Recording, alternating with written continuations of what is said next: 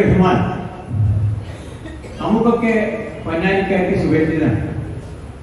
അദ്ദേഹത്തിന്റെ അനുസ്മരണവും അദ്ദേഹം എഴുതിയ വിശ്വവിഖ്യാതനായ വിഷയം 2 പതിപ്പുകൾ പ്രസിദ്ധീകരിച്ചതാണ്. പക്ഷെ 3ാമത്തെ പതിപ്പ് അദ്ദേഹത്തിന് ജീവിച്ചിരിക്കുമ്പോൾ പ്രസിദ്ധീകരിക്കാൻ കഴിയില്ല. അദ്ദേഹത്തിന്റെ ഒരു അന്തിമ അഭിലാഷമായിരുന്നു അത് പ്രസിദ്ധീകരിക്കാമെന്ന്. അത് നമ്മൾ ഏറ്റെടുത്തുകൊണ്ട് ആ ദൗത്യത്തിലേക്ക് നീങ്ങി. ഇതിന് മുന്നോടിയായി പി.സി.കൾ അദ്ദേഹത്തിന്റെ മകനിലൂടെ കാര്യം മനസ്സിലാക്കി ഷാർജ പുസ്തകോത്സവത്തിൽ ഈ പതിപ്പിന്റെ ഒരു ഗംഭീര പ്രസിദ്ധീകരണം നടന്നു കഴിഞ്ഞു. അതോടുകൂടി തന്നെ PCWF-ന് ചെയ്യാൻ പറ്റാത്ത ഒന്നില്ലാന്ന് ഇതുമായി സഹകരിച്ച് പ്രവർത്തിക്കുന്ന അദ്ദേഹത്തിന്റെ മകൻ ഉൾക്കൊള്ളുന്ന അദ്ദേഹത്തിന്റെ മകൻ നേതൃത്വം കൊടുക്കുന്ന സാഡ്കോ ക്ലബിന് തന്നെ ബുദ്ധിമുട്ടി. ആ സാഡ്കോ ക്ലബിനെ കൂടി സഹകരണത്തോടു കൂടിയാണ് ഈ പരിപാടി ഇവിടെ നടക്കുന്നത്. ഇനി എന്താണ് കോടമ്പിയം റഹ്മാൻ എന്ന് പറയാൻ ഇവിടെ ഒരുപാട് ആളുകൾ കഴിഞ്ഞു. പക്ഷെ ഒരു കാര്യം വ്യക്തമാണ്, പണ്ട് കാലത്ത് യാഥാസ്ഥികരുടെ ഇടയിൽ നിന്ന് ഇറങ്ങിത്തിരിച്ച സാഹിത്യകാരന്മാർക്ക് എന്തൊക്കെ അനുഭവങ്ങളുണ്ടായോ ആ അനുഭവങ്ങളിലൊക്കെ ടീച്ചൂടെ ഇദ്ദേഹത്തിന് മേൽക്കേണ്ടി വന്നു. എനിക്കറിയാം, ഞാൻ 1971 പൊന്നാനി അദ്ദേഹം ജോലി ചെയ്തിരുന്ന KSCTയിലെ അടുത്തൊരു സ്കൂളിലെ അധ്യാപകനാണ്. അന്ന് അദ്ദേഹത്തെ പലപ്പോഴും സാഹിത്യമായി ഇത്തിരി ബന്ധമുള്ള, കാരണം കുറച്ചൊക്കെ അദ്ദേഹത്തിന്റെ പാത പിന്തുടരുന്ന അന്നൊക്കെ ചെറുകഥകളും ഒക്കെ എഴുതിയിരുന്ന എനിക്ക് അദ്ദേഹം ഒരു മാർഗദർശിയായിരുന്നു. കാരണം ഞാൻ പലപ്പോഴും അദ്ദേഹത്തെ ശ്രദ്ധിച്ചിട്ടുണ്ട്. സ്കൂളിലൊരു സഞ്ചിയൊക്കെ ഇട്ട് ലളിതമായ വസ്ത്രത്തോട് നടക്കുന്നു. എന്നാൽ അദ്ദേഹത്തെ കുറിച്ച് കൂടുതൽ പഠിക്കാൻ ഇടവന്നത് നവകം എന്ന് പറയുന്ന പത്രത്തിന്റെ ഒരു മാസിക നവകം മാസം നടക്കും. അത് ഇറക്കാൻ അതിന്റെ എഡിറ്ററായിരുന്ന ഒരു ആളുണ്ട്, നമുക്കറിയില്ല, CS പണിക്കർ. ആ പണിക്കർ അദ്ദേഹത്തെ പരിചയപ്പെടുത്തിയപ്പോഴാണ് ഞാൻ അദ്ദേഹത്തെ കുറിച്ച് കൂടുതൽ മനസ്സിലാക്കുന്നത്. പണിക്കരിൽ നിന്നാണ് എനിക്കറിയുന്നത് ഒരു പുസ്തകം എഴുതിയത് കൊണ്ട്, പുസ്തകത്തിന്റെ പേര് ഒറ്റയാൻ ആണെന്ന് മനസ്സിലാക്കുക, അദ്ദേഹത്തിന് സമൂഹത്തിൽ നിന്ന് ഒറ്റപ്പെട്ട് ചിലപ്പോ തന്റെ കൂട്ടുകാരെ അല്ലെങ്കിൽ നാട്ടുകാരെ തന്നെ പിരിഞ്ഞു നിൽക്കേണ്ട അവസരം വരെ വന്നിട്ടുണ്ട്. ഞാൻ ഇനി കൂടുതൽ പറയുന്നില്ല, കൂടുതൽ കാര്യങ്ങൾ പറയാനുള്ള ആളുകളുണ്ട്. ഒന്നിച്ചു നിൽക്കുന്ന കേരളത്തിലെ മതേതരത്വത്തിന്റെ വിളനിലമാണ് എനിക്ക് നിങ്ങൾക്ക് ജന്മം നൽകിയ ഈ ചെറിയ മക്ക എന്ന് പറയുന്ന പെണ്ണായിരുന്നു. ഇദ്ദേഹം കൈകരിക്കാൻ നടത്തത്തിലും ഇരുത്തത്തിലും ചിന്തയും മുഴുവൻ രാഷ്ട്രീയ തത്വത്തിന്റെ കാലഘട്ടം വളരെ ധൈര്യമായിട്ട് വന്നതാന്ന് പറഞ്ഞു. ആരെ പേടിക്കാനാണ്? ഈ കുടുംബക്കാരിന്റെ ഭാഗമാണ്.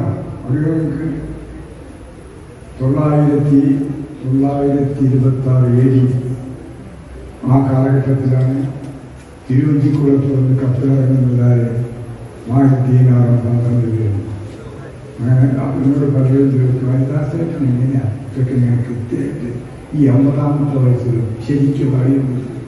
നിങ്ങളുടെ പ്രാന്താപത്തിൽ അങ്ങനെ ശരിക്കും പറഞ്ഞു. ഞാനൊരു ഹിസ്റ്ററി വിദ്യാർത്ഥിയാണ്, പഠിപ്പിക്കാൻ അമ്മായത്തിന് വലിയ ബന്ധത്തിലേക്കാണ് പോയത്.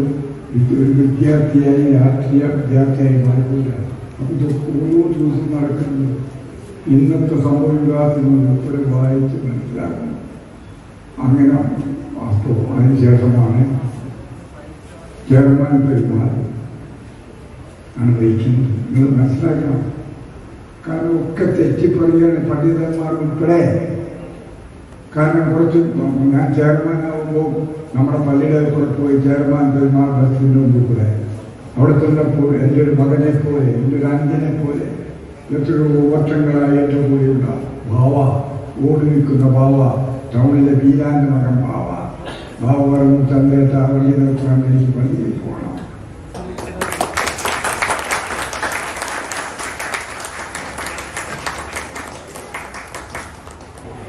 ബഷീറിനെ കുറിച്ച് മലയാളത്തിൽ ധാരാളം പുസ്തകങ്ങളുണ്ടായിട്ടുണ്ട്.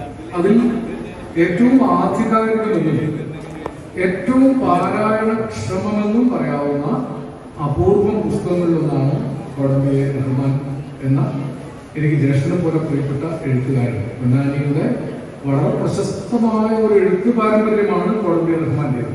ഞാൻ കടവനാട് സാറുമായിട്ട് ഇങ്ങനെ സംസാരിക്കുകയായിരുന്നു. ഒരു തലമുറ കഴിഞ്ഞാൽ പൊന്നാനി എന്തായിരുന്നു എന്ന് പലർക്കും ഓർമ്മയുണ്ടാവില്ല. നോക്കൂ, ഈ ഹരിദാസേട്ടൻ ആ ഖദറിൽ ഒരു തുള്ളി ചെടി തെറിപ്പിക്കാതെ 19 വർഷമായിട്ട് ജീവിക്കുന്നു. കേളപ്പന്റെ പാരമ്പര്യമാണ് അദ്ദേഹം കൊണ്ടുവരുന്നത്. ഇതൊരു ചെറിയ കാര്യമല്ല. ഇവിടെയാണ് ഇന്ത്യൻ നാഷണൽ കോൺഗ്രസിന്റെ സമുന്നത നേതാക്കളായ ഈ മൊയ്തു മൗലവിയെ പോലുള്ള ആളുകളുണ്ടായിരുന്നു. അബ്ദുറഹ്മാൻ സാഹിബിന്റെ വലങ്കയായിരുന്നു മൊയ്തു മൗലവി.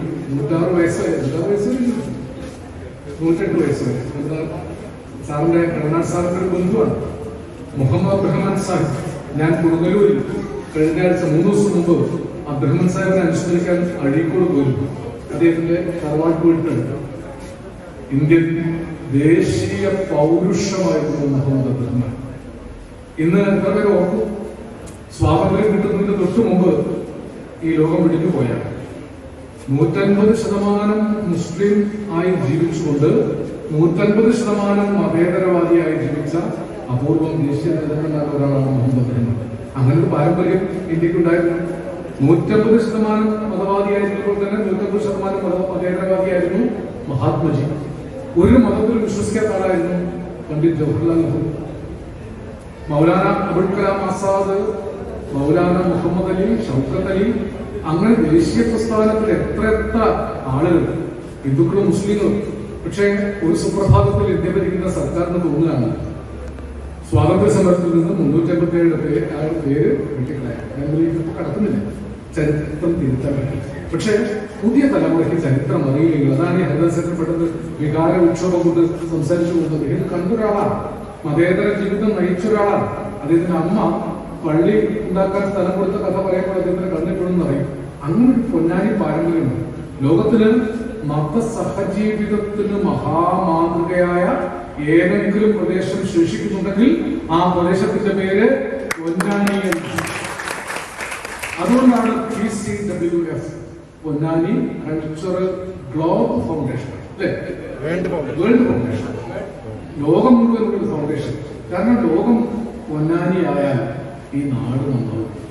അല്ലെങ്കിൽ പൊന്നാനി ലോകത്തോളം വളർന്നാൽ ഈ ലോകം നന്നാവും. ഞാനിത് പറയുന്നത് പൊന്നാനിക്കാരനായ സ്വകാര്യ അധികാരം കൊണ്ട് മാത്രമല്ല. ഞാനിവിടെ ജനിച്ചു വളർന്ന ഒരാളാണ്. ഇവിടെ പൊന്നാനി സ്കൂളിൽ ഞാൻ സാറിന്റെ സ്കൂളിലാണ്. ഞാൻ ചരിത്രം ആദ്യം പഠിച്ചത് കടവനാട് സാറിന്റെ ക്ലാസ്സിൽ നിന്നിട്ടാണ്. ഓരോ ഗുരുനാഥനെയും കാണുമ്പോഴാണ് ഗുരുനാഥന്മാർ ഓരോരുത്തരായിട്ട് ഇല്ലാതാവുന്നത്. അപ്പോഴാണ് ഈ ഗുരുനാഥന്മാരുടെ വെളിച്ചം എത്ര പ്രകാശപൂർണ്ണമാണ്. എനിക്കിപ്പോ ഇവരെയൊക്കെ കാണുമ്പോൾ സന്തോഷം. മാഷപ്പടി ചെറുപ്പക്കാരനെ ഇരിക്കുന്നുണ്ട്. എനിക്ക് വയസ്സായിട്ടില്ല എന്നൊരു സെക്രട്ടറി സാറിനെ, കടവനാട് സാറിനെ, CH അഹമ്മദ് ഹുസൈൻ സാറിനെയൊക്കെ കാണുമ്പോഴാണ് പ്രായമായിട്ടില്ല എന്നൊരു സമാധാനം. സാറൊക്കെ ഈ ആരോഗ്യത്തോടും ഈ ചെറുപ്പത്തോടും കൂടി മാഷ് ഞങ്ങളൊക്കെയുള്ള കാലം വരെ ഉണ്ടാവണമെന്ന് പ്രാർത്ഥിക്കാം. ഇപ്പത്തെ അതെനിക്ക് ചെയ്യാവുന്ന ഒരു പ്രാർത്ഥനയാണ്. ഇതൊക്കെയാണ് പൊന്നാനി. ഇങ്ങനെ ചില മഹത്തായ ജീവിതങ്ങൾ. അതിലൊരാളായിരുന്നു കൊടംബിയെ റഹ്മാൻ. റഹ്മാൻക്ക എനിക്ക് വളരെ പ്രിയപ്പെട്ട സുഹൃത്തായിരുന്നു. ഇത്ര ലാളിത്യത്തോട് ജീവിച്ച, ഇത്ര വാത്സല്യത്തോടു കൂടി അനന്തര തലമുറയെ സ്നേഹിച്ച അപൂർവം ആളുകളെ റഹ്മാൻക്കായിട്ടുള്ളൂ. അദ്ദേഹത്തിന്റെ കൽപ്പകനാട് എന്നൊരു മാസിക ഓർമ്മയുണ്ടോ അറിയും? കൽപ്പകനാട് എന്നൊരു മാസിക അറിയും. ആ മാസികയിൽ ഈ പുതിയ എഴുത്തുകാരെ മുഴുവൻ പ്രോത്സാഹിപ്പിച്ചു. അതൊരു നഷ്ടക്കച്ചവടമായിരിക്കും. ഒരിക്കലും കൽപ്പകനാട് കൊണ്ട് കൊടംബിയെ റഹ്മാൻക്കൊക്കെ എന്തെങ്കിലും ലാഭമായിട്ട് എനിക്ക് പറയാൻ പറ്റില്ല. അദ്ദേഹം KCB ഉദ്യോഗസ്ഥരായിരുന്നു, ഹോസ്റ്റലിൽ കിട്ടുകയും. പക്ഷെ അതിന് മുമ്പൊരു കാലമുണ്ട്. കൊടംബിയെ റഹ്മാൻ എന്ന് പറയുന്ന സാഹസികനായ യുവാവ്. അദ്ദേഹം ശരിക്കും സാഹസികനായി, സാംസ്കാരിക സാഹസികൻ. നഷ്ടം ലാഭം എന്നൊന്നും നോക്കാതെ നല്ല കാര്യങ്ങൾക്ക് വേണ്ടി ചാടി ഇറങ്ങുന്ന ഒരാളായി. അദ്ദേഹം 18 കൊല്ലം ഇന്ത്യ മുഴുവൻ ചുറ്റി സഞ്ചരിച്ചൊരു കാലമുണ്ട്. ആ കാലത്ത് ബഷീറിനെ പോലെ തന്നെ സൂഫിയായും സന്യാസിയായും ജീവിച്ചു, പല ജോലി ചെയ്തു, മന്ത്രവാദിയായിട്ട് ജീവിച്ചു, പത്രേജന്റായിട്ട് ജീവിച്ചു. എന്തൊക്കെ ജോലി റഹ്മാൻക്ക് ആ കാലത്ത് ചെയ്തു എന്നതിന് അദ്ദേഹം എഴുതി വെച്ചിട്ടുണ്ട്. പക്ഷെ ചരിത്രരേഖയില്ല. അങ്ങനെ തിരിച്ചു വന്നിട്ടാണ് അദ്ദേഹം ഈ ന്യൂസ് ഏജന്റായിട്ട് പ്രവർത്തിച്ചു. കൽപ്പകനാട് തുടങ്ങി കുറെ പുസ്തകങ്ങൾ എഴുതിയിട്ടുണ്ട്. അതിന്റെ ആത്മനാഥങ്ങൾ എന്നൊരു ഗദ്യ കവിതാ പുസ്തകം വായിച്ചായിട്ട് ഓർമ്മിക്കും. അതിന്റെ ആമുഖത്തിൽ അദ്ദേഹം എഴുതി വെച്ചിട്ടുണ്ട് വിശുദ്ധ ഖുർആന്റെ വചനം: അല്ലാഹു ഒരു ജനതയെയും വ്യത്യാസപ്പെടുത്തിയിട്ടില്ല. അവർ സ്വയം വ്യത്യാസപ്പെടുന്നത് വരെ. വളരെ മഹത്തായ വാചകം. അദ്ദേഹം ഉദ്ദേശിച്ച വാചകം എപ്പോഴും പ്രധാനമാണ്. അള്ളാഹു ആരെയും വ്യത്യാസപ്പെടുത്തിയിട്ടില്ല. ജനത സ്വയം വ്യത്യാസപ്പെടുന്നത് വരെ. അപ്പൊ നമുക്ക് വ്യത്യാസപ്പെടാൻ ആളുകൾക്ക് അവകാശമുണ്ട്. ഇത് പടച്ചോന്റെ ആഗ്രഹമല്ല. നമുക്ക് വേണമെങ്കിൽ ഹിന്ദുവായി, മുസൽമാനായി, ക്രിസ്ത്യാനിയായി, നമ്മെ കണ്ടാലറിയാതായി 1000 മാനവ ഹൃദയങ്ങൾ ആയുധപുരകളായി മനുഷ്യൻ തെരുവിൽ മരിക്കുന്നു, മതങ്ങൾ ചിരിക്കുന്നു. ഞാൻ പറഞ്ഞതല്ല. ഹിന്ദുവായി, മുസൽമാനായി, ക്രിസ്ത്യാനിയായി നമ്മളെ കണ്ടാലറിയായി ഇന്ത്യ പ്രാന്താലയമായി 1000 മാനവ ഹൃദയങ്ങൾ ആയുധപുരകളായി ദൈവം തെരുവിൽ മരിക്കുന്നു, ചിരിക്കുന്നു.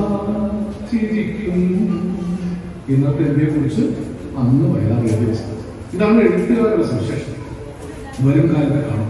കൊടമ്പി റഹ്മാൻ ആർത്തനാദങ്ങൾ എന്ന കാവ്യത്തിൽ എഴുതി വെച്ചതുപോലെ നമ്മൾ സ്വയം വ്യത്യാസപ്പെടുകയാണ്. ഇത് ദൈവത്തിന്റെ അഭിഷ്ടമല്ല. നമ്മളെ പല രീതിയിൽ കാണും. ഇപ്പം വിശുദ്ധ ഖുർആനിൽ തന്നെ പറയുന്ന ഒരു വചനം, മനുഷ്യരെ നിങ്ങളെ ഞാൻ ഒരു സ്ത്രീയിൽ നിന്നും പുരുഷനിൽ നിന്നും സൃഷ്ടിച്ചിരിക്കുന്നു.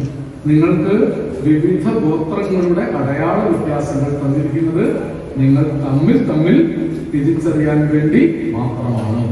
രജപുത്രന്മാരുടെ ചരിത്രം നിങ്ങൾക്കറിയാം. ഇത് ഇനിയും വരും.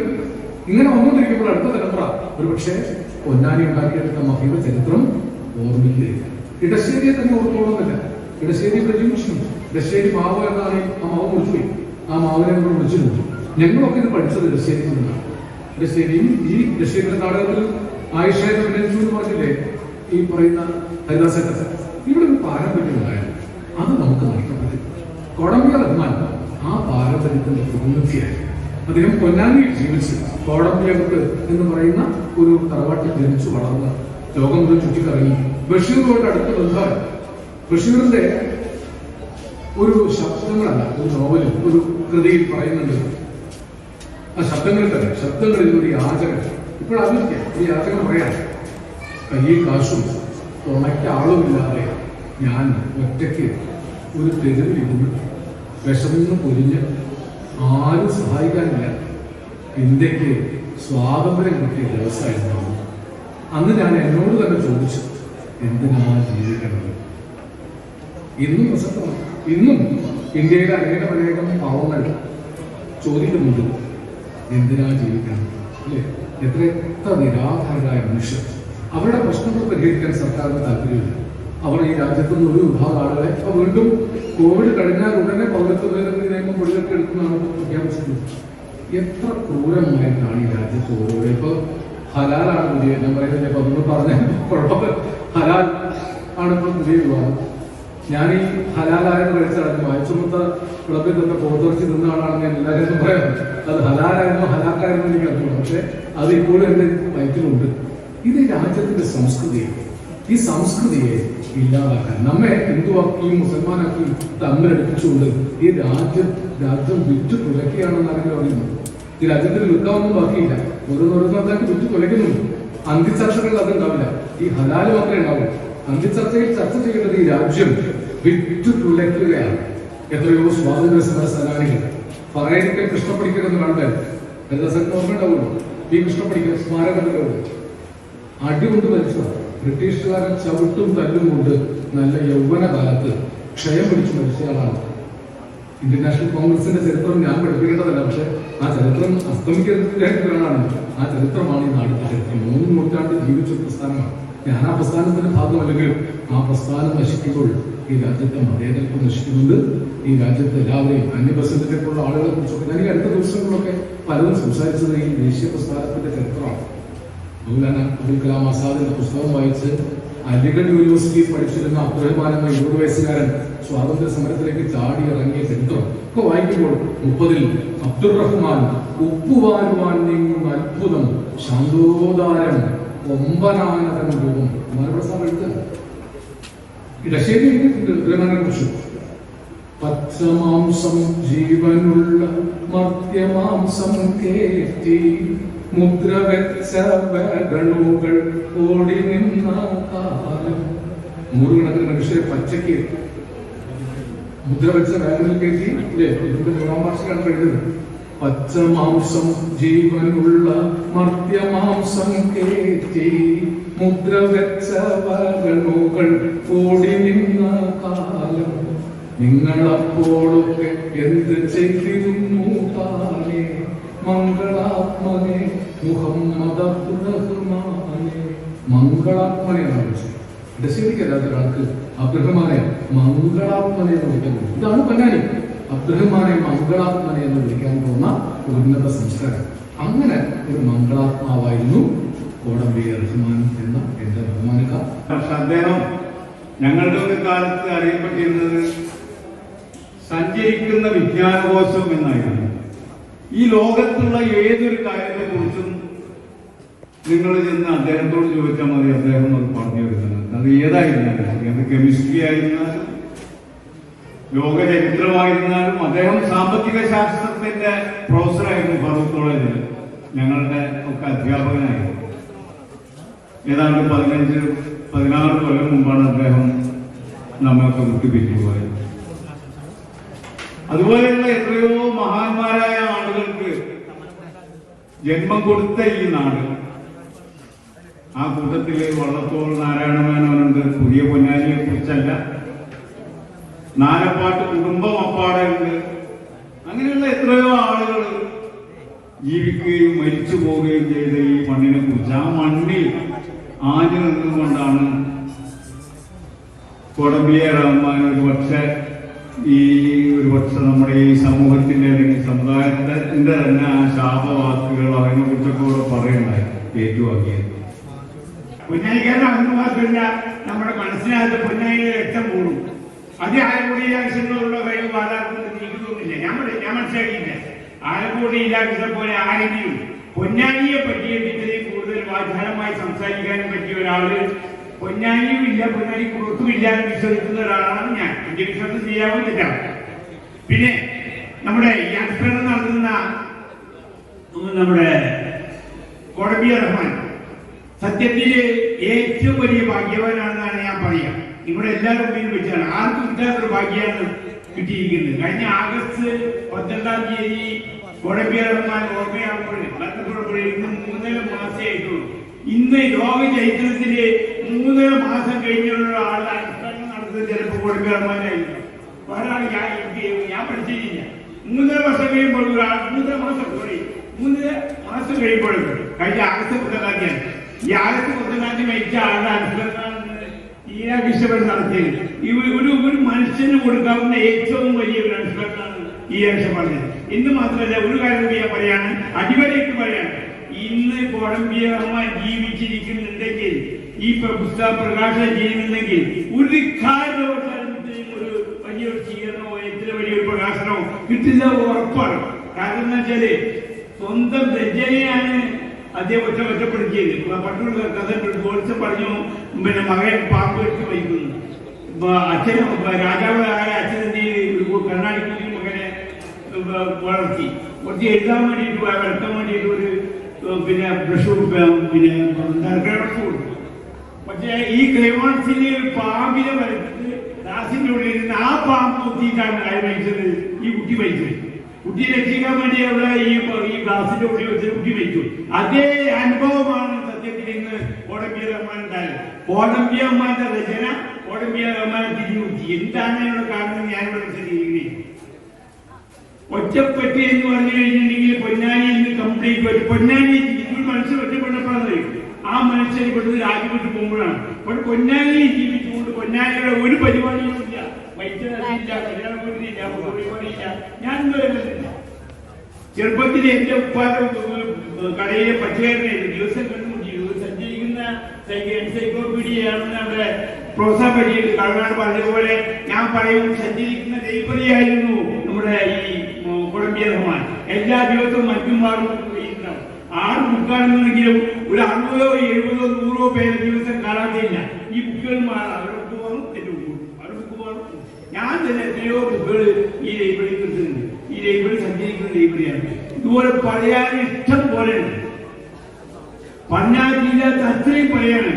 ഈ ഒരു നമ്മുടെ മറ്റേതുണ്ടല്ലോ ഇപ്പോഴത്തെ ഈ പ്രകാശനം ചെയ്ത പുസ്തകം, പ്രകാശനം ചെയ്ത പുസ്തകം 3ാമത്തെ പുസ്തകമാണ്. മൺപടി ആദ്യം ചെയ്തു, 2ാമത്തെ പ്രകാശനം DC ബുക്ക് ചെയ്തു, 3ാമത്തെ ബുക്ക് ലിപിക്ക് കൊടുത്ത് ഈ ബുക്കല്ല. 3ാമത്തെ ബുക്ക് എന്തായിരുന്നു വെച്ചാല് അറബി മലയാളവും മാത്രമാണ്. അറബി മലയാളം ആൾക്കാർ എടുക്കുന്നത് 1957 ആൾക്കാർ നടത്തുന്ന കാര്യമാണ് ഈ അറബി മലയാളം. ആ അറബി മലയാളം മാപ്പിളയും തമ്മിലുള്ള പുസ്തകം എഴുതിയിട്ട് ലിപിക്ക് അത് ഒഫീസ് ചെയ്യാൻ കൊടുക്കുമ്പോൾ ലിപി പറഞ്ഞു ഇത് തൽക്കാലം അവിടെ ഇരിക്കട്ടെ. ഇങ്ങനെ ആദ്യം കണ്ടെന്ന് എഴുതിയിട്ടുണ്ടല്ലോ ഒന്ന് ഈ വിശ്വവിദ്യാലയ ബഷീർ, അതിന്റെ 3ാമത്തെ പതിപ്പ് വേണമെങ്കിൽ ഞങ്ങൾ ആദ്യം പബ്ലിഷ് ചെയ്യാമെന്ന് പറഞ്ഞിട്ട് അങ്ങനെ തീരുമാനം എടുത്തിട്ട് അതിപ്പോഴും അവരുടെ കയ്യിൽ തന്നെയാണ്. ഈ ബുക്കിന്റെ കോപ്പി പ്രകാശം ചെയ്ത ആൾക്കൂടി പ്രകാശം ചെയ്ത ബുക്കിന്റെ കവറ് ഇയാൾക്ക് ഇയാൾ ഐസിയുവിൽ ഇരിക്കുമ്പോഴാണ്. അതിന്റെ കുറച്ച് ദിവസങ്ങൾ മുമ്പ് മകനോട് ചോദിച്ചു ഈ കവർ വന്നോ വന്നു.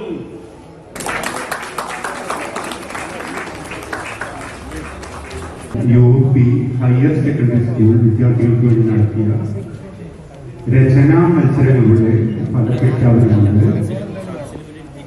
അതിനു മുമ്പ് എനിക്ക് ഒരു ആശംസയുണ്ട്. ആദ്യം ഞാൻ രചനാ മത്സരത്തിന്റെ വിജയങ്ങളെ വിളിക്കുകയാണ്. ഈ മത്സരത്തിൽ ഒരുപാട് പേര് പങ്കെടുത്തു. ഏതാണ്ട് 42ഓളം പേര് പങ്കെടുത്ത ഒരു മത്സരത്തിൽ നിന്ന് ഫസ്റ്റ്, സെക്കൻഡ്, തേർഡ് എന്നിങ്ങനെ 3 പേരെയാണ് തെരഞ്ഞെടുത്തത്. എല്ലാവരും വളരെയധികം പ്രതിഭാധനരായ കുട്ടികളാണ്. ചിലർ കഥ എഴുതിയപ്പോൾ കുറച്ച് കൂടുതൽ എഴുതി.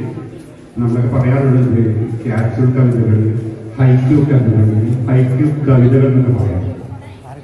അപ്പൊ കുട്ടികൾ ചെയ്യുന്നത് ഇങ്ങനെ വാരി വലിച്ച് എഴുതാന്നുള്ളൊരു കാലമല്ല. അത് കഥകളിലായാലും കവിതകളിലായാലും ഇപ്പൊ നമ്മളതൊക്കെ ചുരുക്കി വളരെ ചെറിയ കവിതകളാണ്, ചെറിയ കഥകളാണ് അങ്ങനെയൊക്കെ ചെയ്യാറുണ്ട്. അപ്പൊ അത് ഈ മത്സരങ്ങളിൽ ഒരുപാട് പേര് പങ്കെടുത്തിട്ടുണ്ട്. കുട്ടികൾ എല്ലാവരും പ്രതിഭാധനരാണ്. പ്രത്യേകിച്ച് നമ്മൾ കൊടുത്ത സബ്ജക്ട് മഴ എന്നാണ്.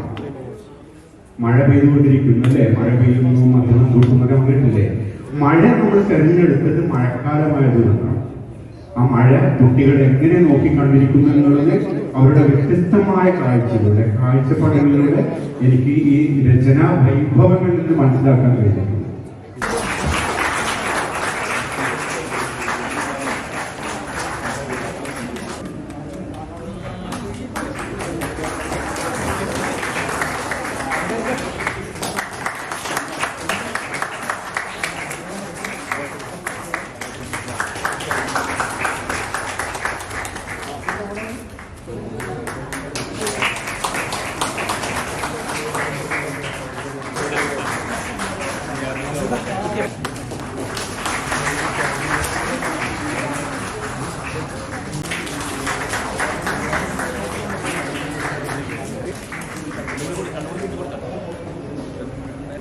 അദ്ദേഹത്തെ സ്മരിക്കുവാനും പുതിയ തലമുറക്ക് ആരായിരുന്നു ഈ എഴുത്തുകാരനെന്ന് ബോധ്യപ്പെടുത്താനും ഇങ്ങനെയൊരു ചടങ്ങ് സഹായകമായതിനുള്ള സന്തോഷം നിങ്ങളെ എല്ലാവരെയും അറിയിക്കുകയാണ്. പൊന്നാനി ആഘോഷിക്കപ്പെടാതെ പോയ ഒരു എഴുത്തുകാരൻ എന്നതാണ് കൊടമ്പിയ റഹ്മാനെ സംബന്ധിച്ച് ഈ അവസരത്തിൽ ഓർക്കാൻ കഴിയുന്ന ഒരു കാര്യമെന്നത്. പൊന്നാനിയുടെ ഒരു സാംസ്കാരിക മുഖമെടുത്ത് പരിശോധിക്കുമ്പോൾ കാണാൻ സാധിക്കുന്ന ഒന്ന് എന്നുള്ളത് മനുഷ്യന് വേണ്ടി നിലകൊണ്ട എഴുത്തുകാരുടെ ഒരു ഭൂമിക എന്നത് തന്നെയാണ് കേരളത്തിന്റെ മലയാളത്തിന്റെയൊക്കെ പരിച്ഛേദമായി പൊന്നാനിയുടെ സാഹിത്യ ഭൂമിക തിളക്കത്തോടെ നിൽക്കാനുള്ള കാരണമായി കാണാൻ സാധിക്കും. ഇപ്പൊ നേരത്തെ അവിടെ സൂചിപ്പിച്ച പോലെ കൂട്ടുകൃഷി പൊന്നാനിയുടെ വേദികളിൽ അവതരിപ്പിക്കപ്പെടുമ്പോൾ അതിലൂടെ എഴുത്തുകാരൻ ലക്ഷ്യമിട്ടത് മനുഷ്യർക്കിടയിലുള്ള മതിലുകളെ തകർക്കുകയും മനുഷ്യൻ എന്ന സുന്ദരമായ മുഹൂർത്തത്തെ ലോകത്തിനു മുന്നിൽ പരിചയപ്പെടുത്തുകയും ചെയ്യുക എന്നതായിരുന്നു. ആ രൂപത്തിൽ മനുഷ്യന് വേണ്ടി നിലകൊള്ളുകയും ബോധ്യപ്പെട്ട യാഥാർത്ഥ്യങ്ങളോടൊപ്പം സഞ്ചരിക്കുവാൻ വേണ്ടി ശക്തമായ ഒഴുക്കിനെതിരായ നീന്തൽ സാധ്യമാക്കുകയും ചെയ്ത എഴുത്തുകാരനായിരുന്നു കോടമ്പിയ റഹ്മാൻ. ഇവിടെ പരാമർശിക്കപ്പെട്ട അദ്ദേഹത്തിന്റെ ഒറ്റയാൻ എന്ന പുസ്തകം വലിയ കോളിളക്കമുണ്ടാക്കിയ ഒരു ഗ്രന്ഥമായിരുന്നു. ഒറ്റയാൻ എന്നതിലൂടെ ഒറ്റപ്പെട്ടു പോയ ഒരു എഴുത്തുകാരൻ, അതായിരുന്നു കോടമ്പിയ റഹ്മാൻ. അദ്ദേഹത്തിന്റെ മുന്നിലെ ബോധ്യങ്ങളായിരുന്നു ആ പുസ്തകത്തിലൂടെ അദ്ദേഹം സ്ഥാപിക്കാൻ ശ്രമിച്ചത്. പലപ്പോഴും സമീകരണത്തിന്റെ ഒരു വഴിയിലൂടെ സാഹിത്യ ലോകവും എഴുത്തുകാരും ഒക്കെ സഞ്ചരിക്കുമ്പോൾ അതിൽ നിന്ന് മാറിക്കൊണ്ട് സമൂഹത്തിന് മുന്നിൽ തന്റെ കണ്ണുകൾ കൊണ്ട് കണ്ടതിനെ, തന്റെ മനസ്സിന് ബോധ്യപ്പെട്ടതിനെ നിർഭയം കുറിക്കപ്പെടാൻ, എഴുതപ്പെടാൻ ധൈര്യം കാണിച്ച ഒരു മഹാനായ എഴുത്തുകാരന്റെ പേരുകൂടിയായിരുന്നു കോടമ്പിയ റഹ്മാൻ. അദ്ദേഹം ആ പുസ്തകത്തിലൂടെ, ഒറ്റയാൻ എന്ന പുസ്തകത്തിലൂടെ അദ്ദേഹം എഴുതി വെച്ചത് ഒരു പക്ഷേ ഇന്ന് നമ്മൾ മേനി നടിക്കാൻ വേണ്ടി പറയുന്ന നവോത്ഥാനത്തിന്റെയും പരിഷ്കരണത്തിന്റെയും ഒക്കെ വചസ്സുകളായിരുന്നു. അന്ന് സമൂഹം ഉൾക്കൊള്ളാതെ പോയ അത്തരം കാര്യങ്ങൾ ഇന്ന് നമ്മൾ ആത്മാഭിമാനത്തിന്റെയും സാമൂഹ്യ പരിഷ്കരണത്തിന്റെയും ഒക്കെ വാതായനങ്ങളായിക്കൊണ്ട് പറഞ്ഞു വെക്കുന്നുണ്ട്. പക്ഷെ അന്ന് അദ്ദേഹത്തിന്റെ എഴുത്തിനെ, അദ്ദേഹത്തിന്റെ ആശയങ്ങളെ, അദ്ദേഹത്തിന്റെ ചിന്തകളെ ചേർത്ത് പിടിക്കാൻ ആരുമില്ലാതെ പോയി എന്നുള്ള ആ ഒറ്റപ്പെടൽ, അത് ഒരു പക്ഷേ ഈ നാട് അദ്ദേഹത്തോട് ചെയ്ത ഒരു അനീതിയായോ അല്ലെങ്കിൽ ഒരു നെറികേടായോ ഒക്കെ പുതിയ കാലത്ത് നിന്ന് വായിക്കേണ്ടതാണ്. കാരണം ഇന്ന് അത്തരത്തിൽ എഴുതുന്നവർക്കെതിരെ വാളോങ്ങുമ്പോൾ കേരളം ഒന്നാകെ ചേർത്ത് പിടിക്കുന്ന കാഴ്ചയാണ് ഇന്ന് ചുറ്റും കണ്ടുകൊണ്ടിരിക്കുന്നത്. നമുക്കറിയാം, നമ്മുടെ ചുറ്റുമുള്ള പല എഴുത്തുകാർക്കുമെതിരെ, അവർ പറഞ്ഞ ആശയങ്ങൾക്കെതിരെ വാളെടുക്കുന്ന, ഒറ്റപ്പെടുത്തുന്ന രീതികൾ ഇന്ന് ചെറുതല്ല, ചുരുക്കവുമല്ല. പക്ഷെ അത്തരം ആളുകൾക്ക് മുന്നിൽ പ്രതിരോധം തീർക്കാൻ മലയാളം ഒന്നാകെ ഉണ്ടാകുന്ന ഒരു കാലത്ത് നിന്ന് മാറി ഒറ്റപ്പെട്ടു പോയ ആ മനുഷ്യൻ, അദ്ദേഹത്തിന്റെ എഴുത്തിനെ അവിടെ അവസാനിപ്പിക്കാൻ തയ്യാറായില്ല എന്നുള്ളതാണ്. നിങ്ങളൊന്ന് ആലോചിക്കേണ്ട ഏറ്റവും പ്രധാന കാര്യം, 10ഓളം പുസ്തകം എഴുതിയ ആ മനുഷ്യനെ ഈ നാട് ആഘോഷിച്ചില്ല എന്നുള്ളതാണ്. അത് പക്ഷേ ഈ നാട് ആ മനുഷ്യരോട് ചെയ്ത ഏറ്റവും വലിയ നെറുകേടായി നിലനിൽക്കുമ്പോൾ തന്നെ അതിന്റെ പ്രായശ്ചിത്തം എന്ന നിലയിലാണ് PCD ഇവിടെ ഇത്തരമൊരു വേദി സംഘടിപ്പിക്കപ്പെട്ടിട്ടുള്ളത്. അതിൽ ഈ സംഘടനയോടുള്ള നന്ദിയും കടപ്പാടും ഈ നാട്ടുകാരൻ എന്ന നിലയിൽ പങ്കുവെച്ചുകൊണ്ട് നിർത്തുന്നു. നന്ദി. കൂടുതൽ വാക്കുകൾ വേണോ എന്ന് എനിക്കറിയില്ല. എന്നാലും ഈ ഒരു വേദി വളരെയധികം സന്തോഷം നിറഞ്ഞതായിട്ടാണ് എനിക്ക് ഫീൽ ചെയ്യുന്നത്. കാരണം മുമ്പ് പറഞ്ഞ പ്രസംഗങ്ങളെയൊക്കെ കോടമ്പിയ റഹ്മാനെ വളരെയധികം എടുത്തു പറയുന്നുണ്ട്. മലയാള ഭാഷയുടെ ഏറ്റവും നല്ല എഴുത്തുകാരൻ അല്ലെങ്കിൽ ഏറ്റവും നല്ല ഭാഷ കൈകാര്യം ചെയ്ത വൈക്കം മുഹമ്മദ് ബഷീറിന്റെ ചുവട് പിടിച്ചുകൊണ്ട് അദ്ദേഹത്തിന്റെ ശൈലികളെ ഉൾക്കൊണ്ടുകൊണ്ട് അദ്ദേഹത്തോട് സൗഹൃദത്തിൽ ഏർപ്പെട്ടുകൊണ്ട് വളരെയധികം നല്ല രീതിയിൽ മികവ് കാഴ്ചവെച്ച കോടമ്പിയ റഹ്മാനെ എന്തുകൊണ്ട് നമ്മളാരും അറിയാതെ പോയി എന്നതൊരു ചരിത്ര വസ്തുതയാണ്. പലരും ഇതിനു മുന്നേ വിമർശനങ്ങളും അല്ലെങ്കിൽ തുറന്നെഴുത്തുകളും നടത്തിയ ഒരുപാട് എഴുത്തുകാർ നമുക്ക് മുമ്പേ ഉണ്ടായിട്ടുണ്ട്, ഇപ്പോഴും ഉണ്ടായിക്കൊണ്ടിരിക്കുന്നുണ്ട്. രാഷ്ട്രീയത്തിലായാലും എഴുത്തിലായാലും സാഹിത്യത്തിലായാലും എല്ലാവർക്കും ഒരു തുറന്ന രീതികൾ ഉൾക്കൊള്ളുന്നവരുണ്ട്. പക്ഷെ അവരെ എന്തുകൊണ്ട് സമൂഹം ഒറ്റപ്പെടുത്തുന്നു അല്ലെങ്കിൽ എന്തുകൊണ്ട് അവർ സമൂഹത്തിൽ നിന്ന് മാറി നിൽക്കുന്നു, ഒരു വിമുഖത പ്രകടിപ്പിക്കുന്നു എന്നതിനെ കുറിച്ച് ഇനി വരുന്ന തലമുറ ചിന്തിക്കേണ്ടിയിരിക്കുന്നു. പൊന്നാനിയുടെ പൈതൃകത്തെ കുറിച്ചും പൊന്നാനിയുടെ മഹിമകളെ കുറിച്ചും ഒരുപാട് വാനോളം നമ്മൾ പുകഴ്ത്തി പറയാറുണ്ട്. നമുക്ക് സ്വന്തം അഭിമാനമായിട്ട് ഞാനടക്കമുള്ളവര് 25 വർഷം കഴിഞ്ഞ് എന്നെ മറ്റൊരു നാട്ടിലേക്ക് പറിച്ചു നട്ടിട്ട് പോലും എനിക്ക് പൊന്നാനിയോടുള്ള മുഹബത്ത് തീർന്നതില്ല. അത് തന്നെയാണ് ഞാനിപ്പോ എന്റെ എഴുത്തുകളിലും പ്രതിഫലിപ്പിച്ചുകൊണ്ടിരിക്കുന്നത്. പക്ഷെ എങ്കിൽ പോലും ഇത്തരം ഒതുങ്ങിപ്പോകുന്ന കലാമേഖലയിലുള്ളവരെ, സാഹിത്യ കൂട്ടായ്മകളിലുള്ളവരെ മുന്നോട്ട് കൊണ്ടുവരണമെന്ന് ഈ ഒരു വേദിയിൽ ഞാൻ പറയാൻ ആഗ്രഹിക്കണം. ഒരു സ്ത്രീപക്ഷ എഴുത്തുകാരി എന്ന നിലയിൽ എനിക്ക് പൊന്നാനിയോട് പറയാനുള്ളത്, വളർന്നു വരുന്ന കുട്ടികളിൽ ഇപ്പൊ ഇവിടെ തന്നെ കഥാരചന മത്സരം നടത്തിയത് വളരെ വലിയൊരു സന്തോഷം നൽകുന്ന ഒരു അനുഭവമാണ്. കാരണം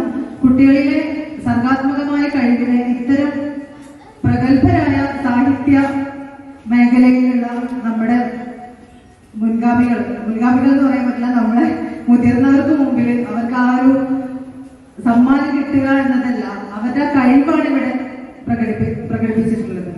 അപ്പൊ ഇത്തരം അനുസ്മരണ വേദികളും ഇത്തരം സാഹിത്യ മേഖലകളിലും ഇനിയും പൊന്നാനി വളരാനുണ്ട് എന്നതാണ് എനിക്ക് കൂട്ടിച്ചേർക്കാനുള്ളത്.